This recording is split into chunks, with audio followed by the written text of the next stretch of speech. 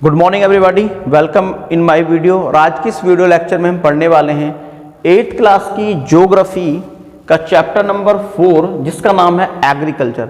आज हम इस वीडियो लेक्चर में एग्रीकल्चर के बारे में समझेंगे कि एग्रीकल्चर क्या होती है। तो चलिए शुरू करते हैं। तो देखिए, एग्रीकल्चर का जो मीन्स होता है, एग्रीकल्चर एक तरह की आर्ट्स होती है जिसमें हम सॉइल को कल्टीवेट करते हैं, सॉइल में जो क्रॉप्स हैं उनको ग्रोइंग करते हैं, और साथ के साथ हमारे जितने भी लाइव स्टॉक्स होते हैं, जितने भी एनिमल्स होते हैं, उनकी रेयरिंग की जाती है। इसी को हम क्या बोलते हैं? एग्रीकल्चर बोलते हैं। Understand? Means agriculture is the science of art of living the soil, growing and harvesting crop and rising live stocks.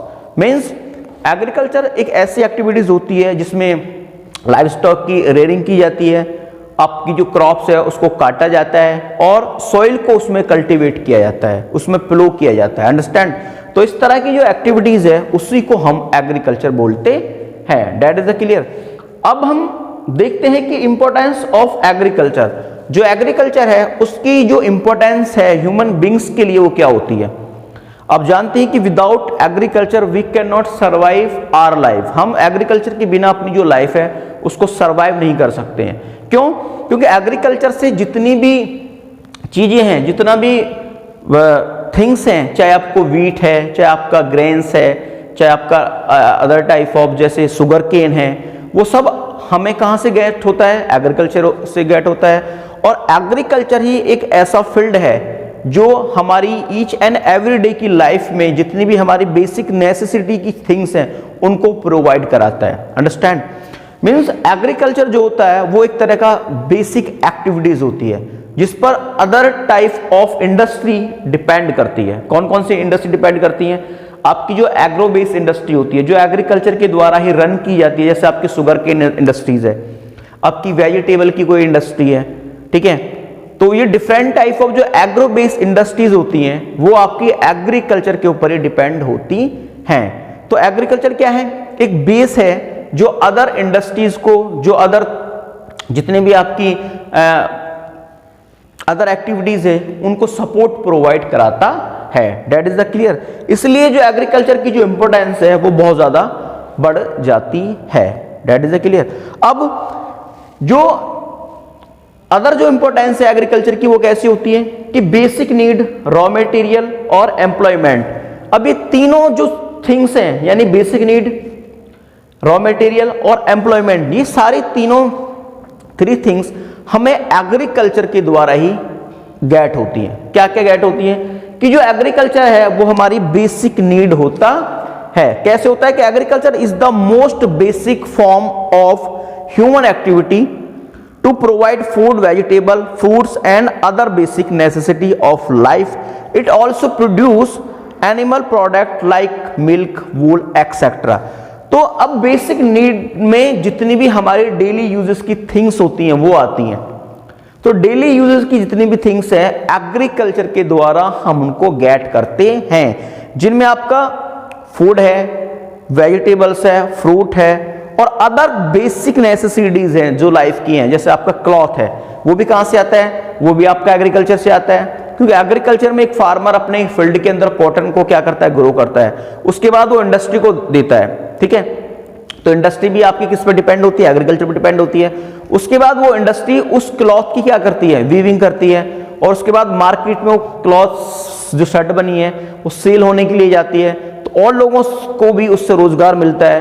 तो मीन्स कहने का यह है कि जो एग्रीकल्चर है वो एक बेसिक नीड्स की जितनी भी थिंग्स के साथ साथ जो अदर थिंग्स हैं, जो एम्प्लॉयमेंट है, जो अदर टाइप ऑफ एक्टिविटीज हैं, वो भी हमारी एग्रीकल्चर के ऊपर डिपेंड होती हैं। इसके साथ साथ जो एग्रीकल्चर है वो हमें आपका मिल्क है, क्योंकि उसमें क्या किया जाता है? लाइव स्टॉक जो एनिमल है उनकी रेयरिंग की जाती है। तो एनिमल्स हमें क्या देते हैं? मिल्क देते हैं। मिल्क से हम डिफरेंट टाइप ऑफ जो थिंग्स हैं वो बनाते हैं।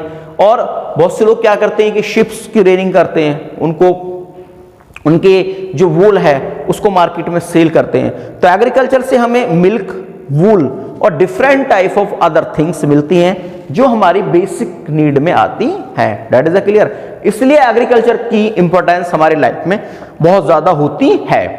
अब नेक्स्ट देखते हैं क्या कि रॉ मटेरियल, जो रॉ मटेरियल होता है आपका वो भी इंडस्ट्री से आता है। आपका किस में आता है? एग्रीकल्चर में आता है। देखिए रॉ मटेरियल जो है वो किसी भी इंडस्ट्री को रन करने के लिए एक इंपॉर्टेंट थिंग्स होती है, एक बेसिक नीड होती है। Without raw material we can not run any type of industries. हम किसी भी इंडस्ट्रीज को रन नहीं कर सकते यदि हमारे पास रॉ मटेरियल ना हो तो। अब रॉ मटेरियल में क्या होता है?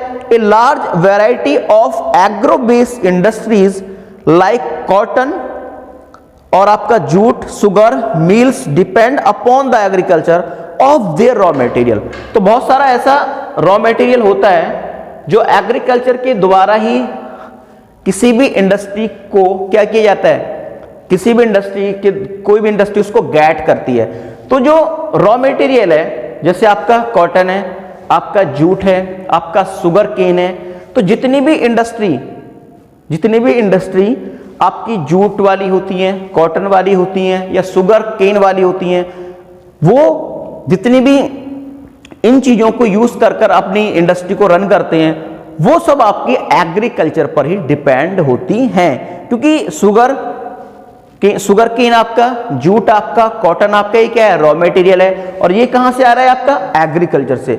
इसलिए एग्रीकल्चर की जो इंपॉर्टेंस होती है वो रॉ मटेरियल को प्रोवाइड करने के लिए भी बहुत ज्यादा हो जाती है। दैट इज अ क्लियर कि विदाउट रॉ मटेरियल हम किसी भी तरह की जो इंडस्ट्री है, जो शुगर केन है आपकी, शुगर केन इंडस्ट्री आपकी, जूट इंडस्ट्री आपकी, कॉटन इंडस्ट्री आपकी, कॉटन टेक्सटाइल इंडस्ट्री, उसको हम रन नहीं कर सकते।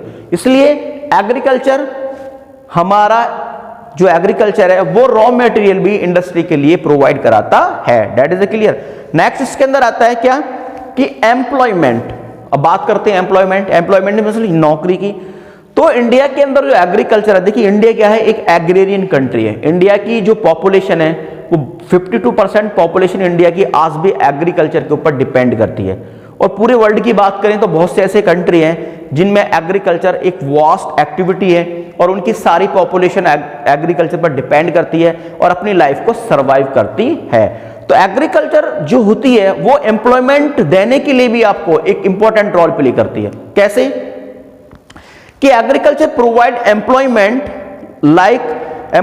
To a large number of skilled as well as unskilled worker. About 50% of the world population is engage in agriculture. Understand? अब इसके अंदर बोला गया है कि जो एग्रीकल्चर है वो आपकी एम्प्लॉयमेंट प्रोवाइड कराती है। कौन कौन से लोगों को? जिनके अंदर स्किल्स होती है और ऐसे लोगों को जिनके अंदर अनस्किल्ड होती है। दोनों तरह के लोगों को एम्प्लॉयमेंट एग्रीकल्चर के अंदर प्रोवाइड कराई दी जाती है। वर्ल्ड की लगभग 50% ऐसी पॉपुलेशन है आज भी जो कि एग्रीकल्चर के ऊपर डिपेंड होती है। अब ये जो परसेंटेज है 50%, ये कंट्री टू कंट्री क्या करती है? वरी करता है। कहीं पे ज्यादा पॉपुलेशन एग्रीकल्चर के अंदर एंगेज होती है, कहीं पे कम पॉपुलेशन एग्रीकल्चर के अंदर क्या होती है? एंगेज होती है। जापान के अंदर कम पॉपुलेशन एग्रीकल्चर के अंदर एंगेज है, जबकि इंडिया के अंदर जापान से ज्यादा पॉपुलेशन एम्प्लॉयमेंट एग्रीकल्चर के अंदर एम्प्लॉयमेंट लेती है। That is a clear. तो एग्रीकल्चर हमारा एम्प्लॉयमेंट प्रोवाइड कराता है ऐसे लोगों को जिनके अंदर स्किल्स है और ऐसे लोगों को जिनके अंदर स्किल्स नहीं है। अंडरस्टैंड? अब उसके बाद हम देखते हैं क्या कि टाइप ऑफ फार्मिंग। जो फार्मिंग है उसकी टाइप क्या क्या होती हैं, कितने टाइप की जो फार्मिंग होती है। तो पहला जो टाइप होता है सबस्टेंसिस एग्रीकल्चर। दूसरा जो टाइप होता है वो क्या होता है? Intensive agriculture. और थर्ड होता है आपका शिफ्टिंग कल्टीवेशन। और फोर्थ होता है आपका नोमैडिक हार्डिंग। अंडरस्टैंड? तो इन सब की ये सारे जो टाइप हैं, ये सारे टाइप आपके एग्रीकल्चर के अंदर इंक्लूड किए जाते हैं। तो सबसे पहले हम बात करते हैं सबस्टेंसिंग एग्रीकल्चर। जो आपकी सबस्टेंसिंग एग्रीकल्चर है वो क्या होती है?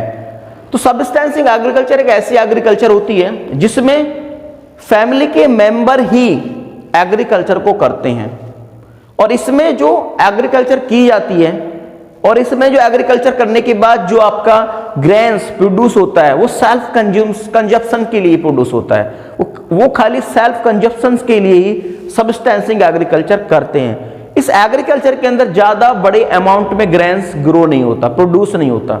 इसमें फैमिली के अंदर जितने भी मेंबर्स होते हैं उनको अपना पूरी लाइफ को मतलब एक साल के अंदर जो लाइफ को सरवाइव करते हैं उसको सरवाइव करने के लिए उनको ग्रेन्स इजीली मिल जाता है। अंडरस्टैंड? तो ऐसी एग्रीकल्चर जिसके अंदर फैमिली के मेंबर्स ही इन्वॉल्व होते हैं और इसमें जो ग्रेन्स है वो ग्रो किया जाता है, वो उतना ही ग्रो किया जाता है, इतना ही होता है बल्कि जितना वो सेल्फ कंजप्शन कर सकते हैं। इसमें किसी भी तरह का सरप्लस नहीं बचता है जिसको वो जाके मार्केट में सेल कर लें। तो इस तरह की जो एग्रीकल्चर है उसको सबस्टेंसिंग एग्रीकल्चर के नाम से हम जानते हैं। That is clear. उसके बाद अब इसी के दो पार्ट होते हैं क्या, इंटेंसिव सबस्टेंसिंग और प्रिमिटिव सबस्टेंसिंग। ठीक है, लेकिन अब हम यहां बात करेंगे ओनली किसकी, इंटेंसिव एग्रीकल्चर। तो इंटेंसिव एग्रीकल्चर एक ऐसी एग्रीकल्चर है जिसमें आपका HYV सीड्स, फर्टिलाइजर, ट्रैक्टर और डिफरेंट टाइप ऑफ टेक्नोलॉजी इसमें यूज की जाती है। लेकिन ये इंडिया के जो छोटे फार्मर्स हैं जिनके पास स्मॉल लैंड होती है वो ही इस एग्रीकल्चर को करते हैं। दैट इज क्लियर, वो इस एग्रीकल्चर को करते हैं। इस तरह के एग्रीकल्चर को करने के लिए यहां पर बहुत ज्यादा ऐसे दिन चाहिए जहां पर ज्यादा सन शाइनिंग होती हो। तो इस तरह की एग्रीकल्चर आपकी इंडिया के अंदर और आपकी चाइना के अंदर, जापान के अंदर, बांग्लादेश के अंदर और मलेशिया के अंदर की जाती है। That is clear. मीन्स कि under the intensive agriculture high yield is obtained by applying higher and modern inputs like fertiliser, pesticides, high yield variety of seeds etc. Crops are grown on small land holding. Per hectare production is more but total production is less. अब इसमें क्या होता है, जो मैंने आपको बताया कि ऐसी एग्रीकल्चर जिसमें आपका HYV सीड्स को, फर्टिलाइजर को, पेस्टिसाइड्स को लार्ज क्वांटिटी में यूज किया जाता हो, लेकिन इसका जो पर हेक्टेयर प्रोडक्शन है वो ज्यादा होता है, लेकिन टोटल अमाउंट की प्रोडक्शन की बात करें तो क्या होता है, कम होता है। और ऐसी एग्रीकल्चर आपकी इंडिया में, जापान में, बांग्लादेश में और मलेशिया में की जाती है। अंडरस्टैंड? और दूसरी तरह की एग्रीकल्चर की बात करें हम तो अब आता है हमारा क्या, शिफ्टिंग कल्टीवेशन। तो शिफ्टिंग कल्टीवेशन क्या होती है, देखिए, under the shifting agriculture a small piece of forest is cleared falling the trees, cutting and bushes and grazes and the cleared land is then used for cultivation. अब shifting cultivation जो ऐसी cultivation होती है कि जो बहुत सारी tribes होती हैं इंडिया के अंदर जो एक प्लेस से दूसरे प्लेस में घूमती रहती हैं, वो पूरी लाइफ एक जगह से दूसरी जगह अपनी लाइफ को ऐसे सर्वाइव करते रहते हैं। तो वही लोग इस तरह की शिफ्टिंग कल्टीवेशन करते हैं। इसको झूमिंग खेती के नाम से भी हम जानते हैं। तो शिफ्टिंग कल्टीवेशन में क्या होता है कि इसमें कोई फॉरेस्ट का ऐसा एरिया देखा जाता है जहां पर ज्यादा ट्रीज ना हो, जहां पर बशीज हो ओनली, तो उनको क्लियर किया जाता है और क्लियर करने के बाद उस पर एग्रीकल्चर की जाती है। तो शिफ्टिंग कल्टीवेशन में क्या होता है कि फॉरेस्ट के किसी भी पार्ट को क्लियर कर लिया, वहां के जितने भी बसीज हैं, ट्रीज हैं, उनको काट दिया और उसके बाद उनकी जो बसीज हैं, जो झाड़ियां होती हैं, उनमें आग लगा दी जाती है और उसकी जो एसिड है उसको जमीन के साथ, सॉइल के साथ मिक्स किया जाता है और मिक्स करने के बाद वहां पर उसमें, उस एरिया में, उस लैंड में कल्टीवेशन की जाती है, एग्रीकल्चर की जाती है। और इसमें भी जो प्रोडक्शन होता है वो ज्यादा तो हो नहीं पाता है, ठीक है, लेस प्रोडक्शन होता है जिसमें आपके जो फैमिली मेंबर्स हैं वो इजीली सर्वाइव कर सकते हैं। उसके बाद इस लैंड को ऐसे ही छोड़ दिया जाता है 5 या 10 ईयर्स के लिए और ये लोग शिफ्टिंग कल्टीवेशन करने वाले लोग दूसरे एरिया में चले जाते हैं और फिर वहां पर भी कोई ऐसी लैंड देखते हैं, उसको साफ करते हैं और फिर वहां पर वो शिफ्टिंग कल्टीवेशन करते हैं। तो शिफ्टिंग कल्टीवेशन एक ऐसा प्रोसेस है जो एक जगह से दूसरी जगह शिफ्ट होने वाली खेती है, एग्रीकल्चर। यानी एक खेती जो है क्या, वो परमानेंट नहीं है, एक जगह से दूसरी जगह उस खेती को शिफ्ट कर दिया जाता है, इसलिए इसको क्या बोलते हैं, शिफ्टिंग कल्टीवेशन बोलते हैं। That is the clear. इसको जो आपका नॉर्थ ईस्ट पार्ट है इंडिया का, उसमें हम इसको झूमिंग कल्टीवेशन के नाम से भी जानते हैं। ऐसी जो कल्टीवेशन है वो आपके ट्राइब्स के द्वारा की जाती है, क्योंकि ट्राइब्स क्या होता है आपको पता है कि वो एक जगह से दूसरी जगह ज्यादातर विजिट करते रहते हैं, क्योंकि वो रुकते तो है नहीं। अंडरस्टैंड? तो इस तरह की एग्रीकल्चर को हम क्या बोलते हैं, shifting cultivation. That is a clear. उसके बाद आता है नोमैडिक हर्डिंग, और नोमैडिक हर्डिंग में क्या होता है, एक और इसके अंदर नोमैडिक हर्डिंग। इसमें क्या होता है, nomadic herding is the practice in the semi arid and arid regions of Sahara, central Asia and some part of India like Rajasthan and Jammu and Kashmir. In this type of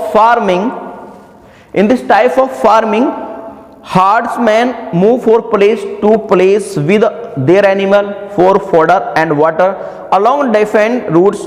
The type of movement rise in the response to climate, constraint and terrain. Sheep's animal yoke and goats are most commonly reared. They provide milk, meat, wool, hides and other product to the herds and their families. अब nomadic herding जो होती है वो ऐसी cultivation होती है जिसमें क्या होता है, जिसमें क्रॉप का तो प्रोडक्शन होता नहीं है, उसमें सिर्फ आपके जो एनिमल्स हैं उनके हर्डिंग की जाती है। मैंने अभी आपको बताया था कि एग्रीकल्चर क्या होती है। एग्रीकल्चर एक ऐसी एक्टिविटीज होती है जिसमें हम क्रॉप का प्रोडक्शन के साथ साथ जो आपके लाइव स्टॉक है उनकी भी रियरिंग करते हैं, उसी को हम क्या बोलते हैं, एग्रीकल्चर बोलते हैं। That is clear.